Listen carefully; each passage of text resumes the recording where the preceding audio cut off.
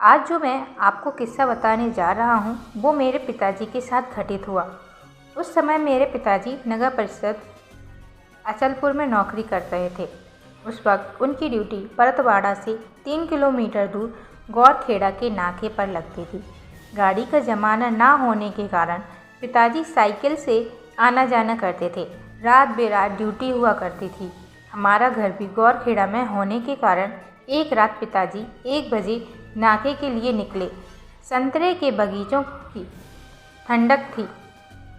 रास्ते पर 1-2 लाइटें थी। नाके पर पहुंचने के बाद 20-30 मिनट के अंदर पर ही उन्हें एक बस दिखाई दी। वो बस वहां नाके पर आकर रुकी और उस बस के ड्राइवर ने कंडक्टर को नीचे उतरकर देखने को कहा कि नाका आया या नहीं। मेरे पिताजी को ये देखकर सुकून मिला कि चलो कोई तो बस आई। मेरे पिताजी ने देखा कि नाके से कोई आदमी बाहर नहीं आया तो वो खुद ही अंदर चले गए। नाके के अंदर उन्होंने देखा कि अंदर एक आदमी बड़ी गहरी नींद में सो रहा था। मेरे पिताजी ने उसको उठाया और बोला, अरे बाहर गाड़ी आई है और तुम अंदर आराम से सो रहे हो। वो आदमी एक बार तो चौंक कर बोला, मैंने तो कोई आवाज़ नहीं सुनी। फिर भी वो मेरे पिताजी के कहने पर बाहर आया तो बाहर कोई बस नहीं थी। मेरे पिताजी तो बुरी तरीके से घबरा गए कि बस एकदम से कैसे गायब हो गई।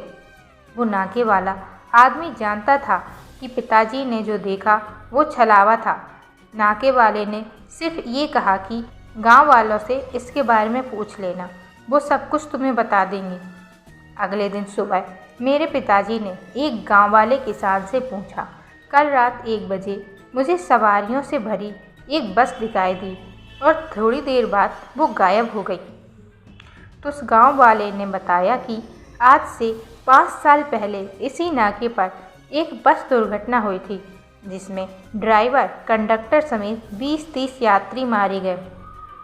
तब से अब तक कई लोगों को उस बस समेत ड्राइवर कंडक्टर का छलावा नज़र आता है।